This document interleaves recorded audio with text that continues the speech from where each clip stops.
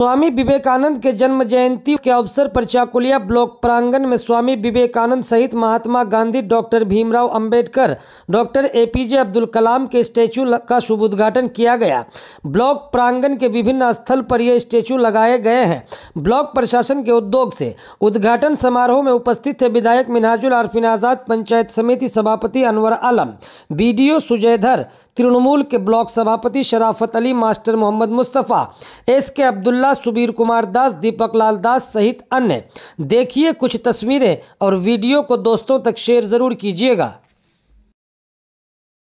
आज के আমরা চারটা স্ট্যাচুর উদ্বোধন করলাম। আমাদের বিধায়ক মিন্হাজুল আরিফিন আজাদ সাহেবের হাত দিয়ে উদ্বোধন করালাম।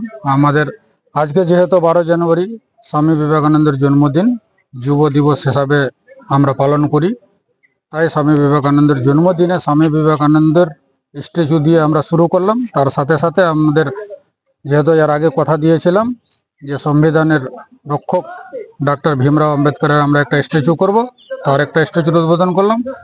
আমাদের মহাত্মা গান্ধী এবং সাথে সাথে এপিজে আব্দুল কালাম, চারজনের আজকে উদ্বোধন করলাম। এবং নেতাজি সুভাষচন্দ্র বোসের স্ট্যাচু আমরা রেডি করে রেখেছি ওখানে।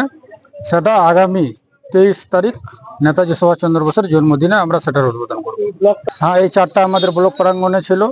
আমাদের মনীষীরা যারা আমাদের দেশের জন্য অত কিছু করেছে, তাদের একটা স্ট্যাচু আমাদের এলাকায় থাকবে না, আমাদের ব্লকে জায়গাও একটা স্ট্যাচুর কোথাও ছিল না। আজকে আমরা শুরু করলাম এই দেখা দেখি যেন আমাদের প্রত্যেক গ্রাম পঞ্চায়েতে প্রত্যেক এলাকায় স্ট্যাচু মনীষীদের হয়, তাদের যেটা প্রাপ্য সম্মান আমরা দিতে পারি, সেই উদ্যোগে আমরা আজকে এটার শুভ সূচনা করলাম।